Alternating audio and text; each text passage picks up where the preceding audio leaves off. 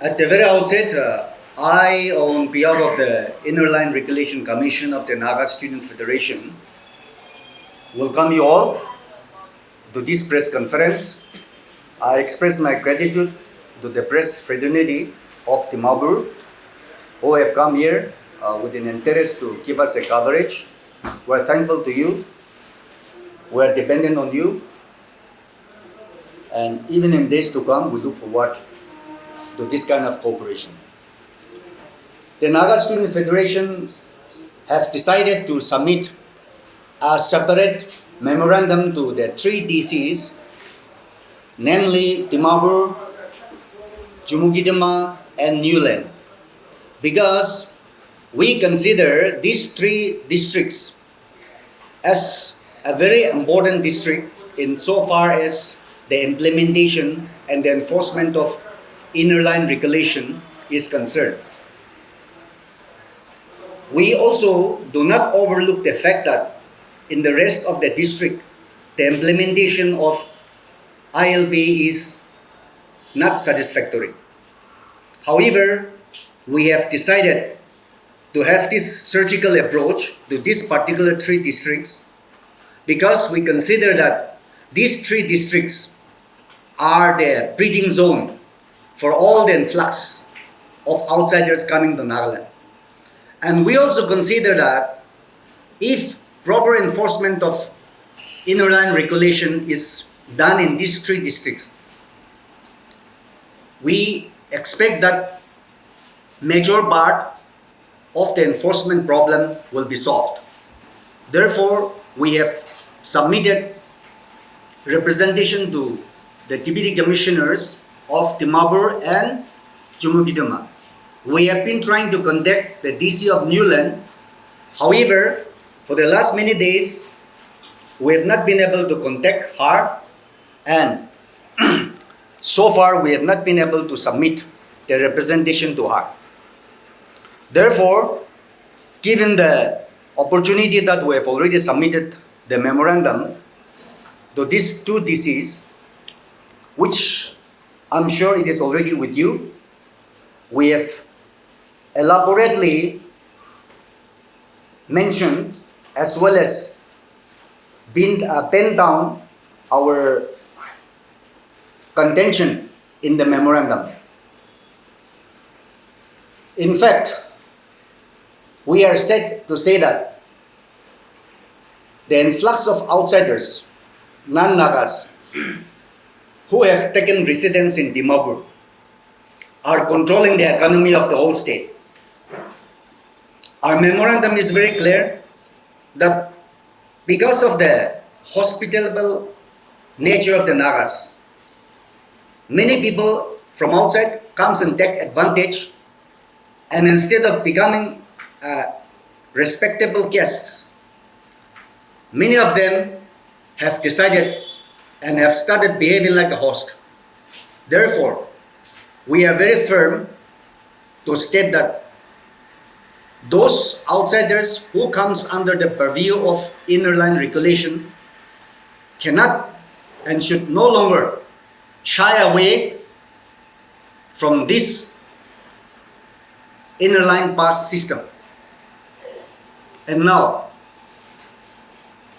we also ask the government, since they have already declared Dimapur, Niuland, and Chumukedima to come under the purview of the Bengal Eastern Frontier Regulation 1873.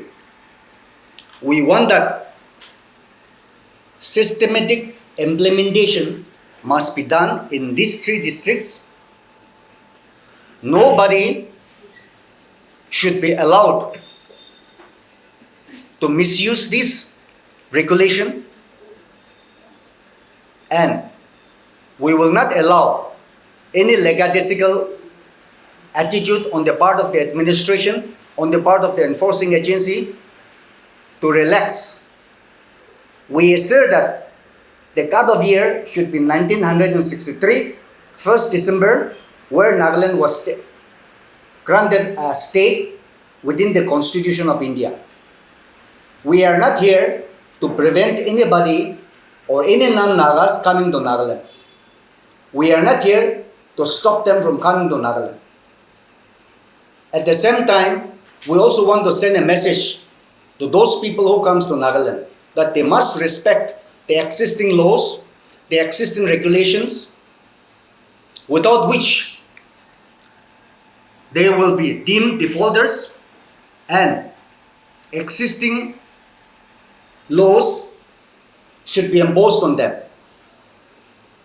Henceforth, the Naga Student Federation, which has been championing the rigid and stringent enforcement of inner land regulation, will not be cowed down by any threats, by any forces, and we are very firm to ensure that the inner land regulation is implemented in letter and spirit. In fact, as far as the NSF is concerned, it is not a new thing. Even as late as 1978-79, NSF had submitted a representation to the government of Nagaland. Had the government of Nagaland heeded to those representations, the situation would have been far different from what is happening or for what is being seen today. Therefore, we are here not to oppose the government. We are here not to confront the government, but we are here to assist the government to create an awareness. Let people understand that Nagaland is not a common state. It is a unique state born out of movement which is the Naga political movement, and it should be treated a unique state, and we want that people coming from outside must respect and must adhere to the uniqueness and to the existing system of Nagaland state.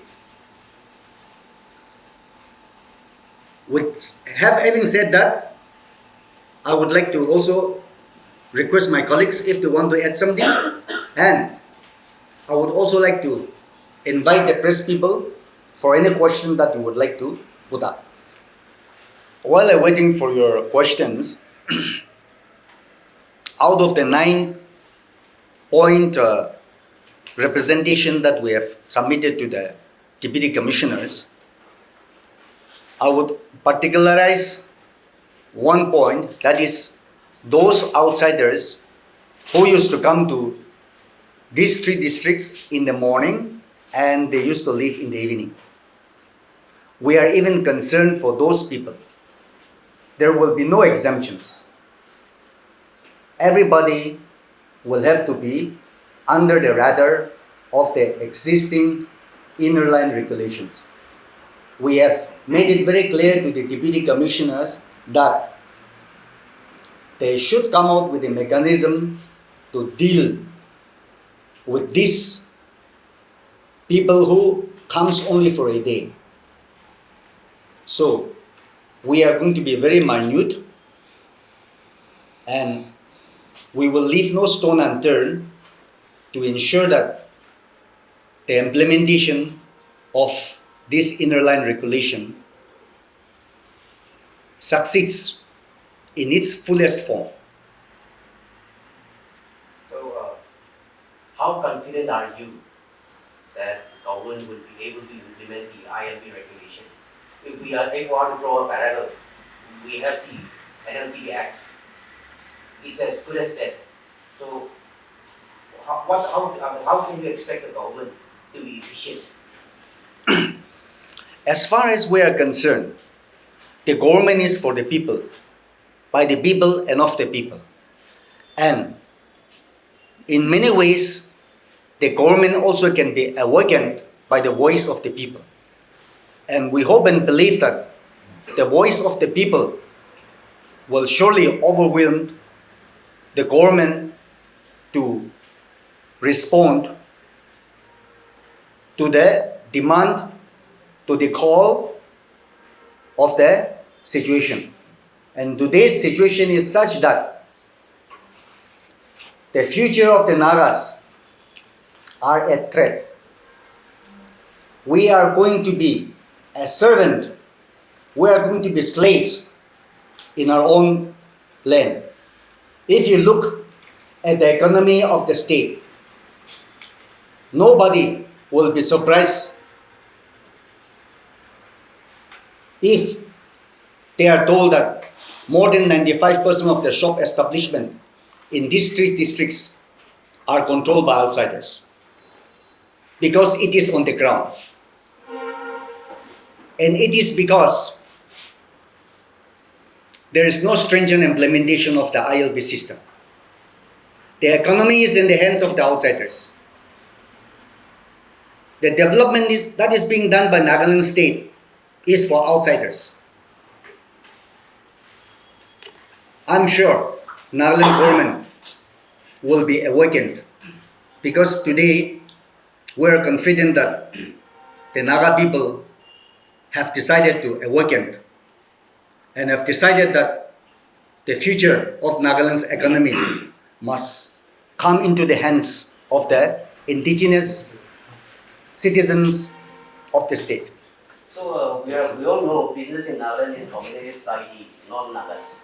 But would it not be unfair to blame them for our own, say, inefficiency or laziness? Why are we not, trying to capture the business instead of, going back to ILP? As far as that is concerned, there are always two sides of the same coin. Sometimes, if the system is not conducive for the local people, it is exploited by non-local people. The Nagaland government has created such a system that is not conducive for the local people, for which non-locals have taken advantage of that. Therefore, we are asking that the system should be made conducive for the local people, so that the local people can avail the advantage of taking the economy into our own hands. So what would you also tell the Naga political groups? We all know business run under the patronage. See, as far as Naga political movement is concerned, these are the other side of the aspect insofar as the inner line regulation issue is concerned. We cannot mix coffee and tea because it will be too bitter. Therefore, that is another area which the NSF has been addressing it, and the NSF will address it not on a wholesome issue, on a wholesome approach, but the NSF is already taking its own approach ever since it was formed, and the system of approach that the NSF has been doing with Naga political group will continue. So does the Airline Regulation Committee of the NSF, does the Ilrc have any estimate number of outsiders, non-Nagas, living in these three districts of Dimapur, Chumukedima and Niuland? That's a very interesting question. The Inner Line Commission was formed just about 3 months back. We are yet to start a journey on that. Surely we will embark on that and we will do our own assessment, because without that assessment, it will also not be very clear for our approach to be systematic. So you have, the committee has also set forward a list of recommendations to the state government, and the government has yet to implement those. So is the committee planning to meet the government again, or how is the committee going to approach this inaction of the government? I'm very happy that the press people are following up the course of the commission, and I'm happy that the memorandum that has been submitted to national government is in your knowledge. We have submitted it on 4th of April. 2 months is going to elapsed. So after some time, we will surely send a reminder to the government on the action taken upon it. And of course, the reminder and the response of the Nagaland government will give us a clarity as to what steps can be taken for further necessary action. So what are the main reasons for the poor enforcement of these inner line regulations in the free district? Come back again. What are the main reasons for the poor enforcement of these inner line regulations in free district? Particularly, there can be no main reason, no less reasons, because ILB is the reason itself. Therefore, our agenda is that, particularly in these three districts, the enforcement should be more rigid, more regimental, and certain different approach also has to be done in these three districts, which may not be in uniformity with the other districts. That is why we have decided to make this surgical approach on these three districts. There will be, of course, violators, ILB violations will be debated. But what about the unjust for our ILB violation, like which unjust people with having the right documents and the right, but there will be instances where it will be quite unfair for few also with the right papers. Will the Commission also look into that to help individuals that have been treated unjustly in this regard? That's a very interesting issue. NSF actually is very particular about human rights violation. Therefore, the question that you have asked is a matter of human rights violation. People who are justly staying in Nagaland and who are actually exempted from the purview of the ILB should never be discriminated.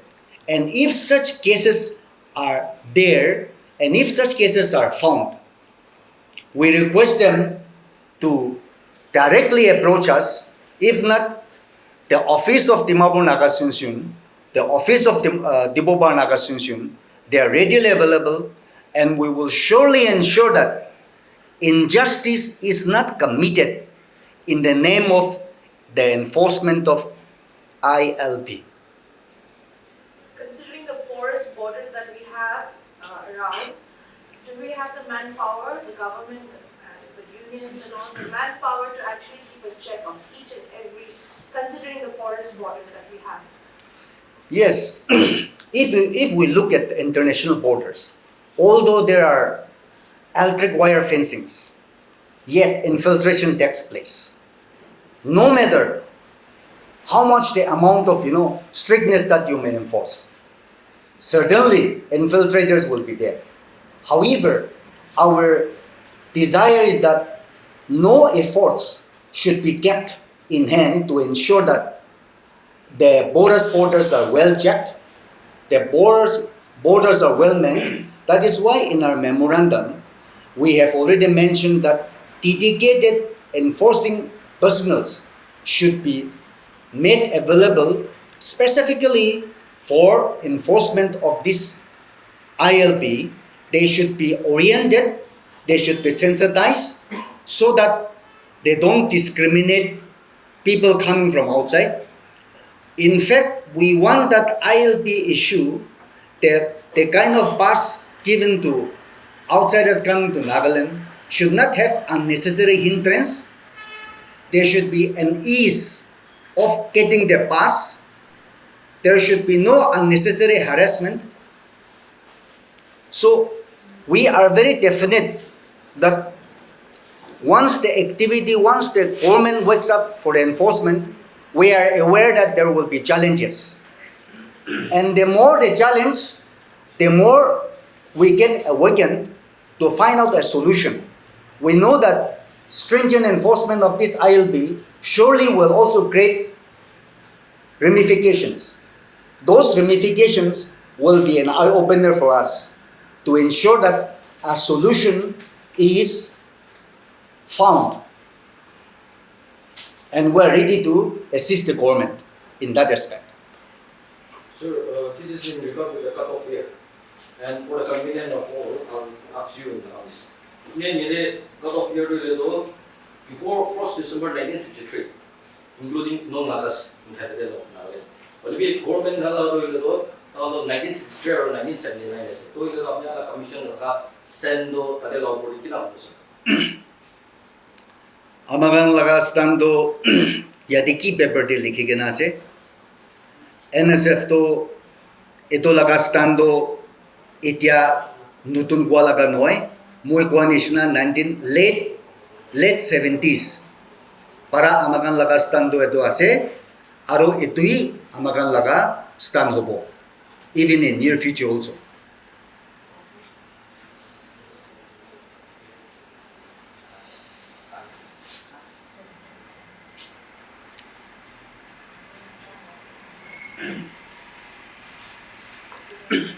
Any more questions?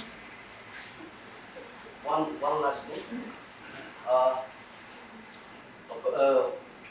The process has now started, but lot of confusions or should say difficulties are being faced by people who are trying to register, especially families. People who are here with families. So they're confused whether only the parents will register or does it also include their children. Have you discussed, evaluated, analyzed this kind of situation? Yes, as far as ILB is concerned, it is What not. does the law say on that? Yes, it is not a collective. It's not a collective pass. It's an individual pass. Therefore, a pass has to be one-to-one basis. Whether it is a student or whether it's children with family, every individual must have a separate inner line pass in so long as they are not exempted from the purview of these regulations. And today, let me also tell you that in our meeting with the two deputy commissioners, we're happy that the two TCs also, they are also embarking on sensitizing the non-Nagas who are within the purview of the inner land pass. We are also in favor of the fact that since this is an initial process, we don't want any harsh penalty, we don't want any kind of stringent regulation in its fullest to be imposed on those defaulters. We are very happy that the two TCs are actually deputing their own officers to sensitize the people. Because although the enforcement of this inner line regulation has been there since 1963, yet because of the lackadaisical nature of the enforcement, many people are not aware of the system. So we don't want any victimization. We don't want any innocent non-Nagas to be harassed. So we're happy that the deputy commissioners are also taking the sensitization exercise. And gradually, after people have been sensitized, surely the full force of the law will come into effect. So lastly, when it comes to ILB issue, there are many misconceptions, especially for non-Nagas. Likewise, for Nagas, if we visit Arunachal, Mizoram, and other part of Manipur, we have to take ILB, even for the Nagas also. So, the problem to issue non-Nagas ka misconception do takang biga na upore ikhan ekta particular community particular jati ke target kuran hoy itu laga upore apikhan olop sensitize korle itu olop secondly do jidi alag jati khan bi takhan bi aishu bole do itu bi takhan bi ILB logo lage itu laga olop sensitize See, hamakan yade Nagaland ILB enforcement ase. Amakan Arunachal de Chalibi, Amakan bi ILB logo lage. Kile mana Amakan Arunachal de Jashikule, Amakan to Indian citizen hoy. To tade Arunachal mano yade ILB, taigan bi ILB logo lage. Ami Mizoram jaile do ILB loy. Amakan ki saigena Mizo ase koigena ILB na mangilebi, ami do ILB loigena jai. Iti abi ami Mizoram de 19 times jaise sob record ase ami ILB lot. Eto gane wherever you may be, when you enter a state that comes under the purview of the Bengal Eastern Frontier Regulation 1873, you have to abide by their system and follow their system. So similarly, anybody coming to Nagaland who are not indigenous inhabitants are required to obtain inner line pass. Will there be a deadline also for sensitization of government officials, employees, personnel? Because apparently when a lot of foreigners go to the offices to apply for maybe protected area permits, foreigners, they're just not paid heed to because they don't know information as well. They themselves are not aware of certain information or documents required, and we have received complaints on it. Yes, the period of sensitization must be very reasonable. Enough time must be given for this sensitization. However, it cannot be indefinite. There will come a time when the people will feel that sensitization has been done to a reasonable extent. And from that stage, as I said, the full force of the law must take place.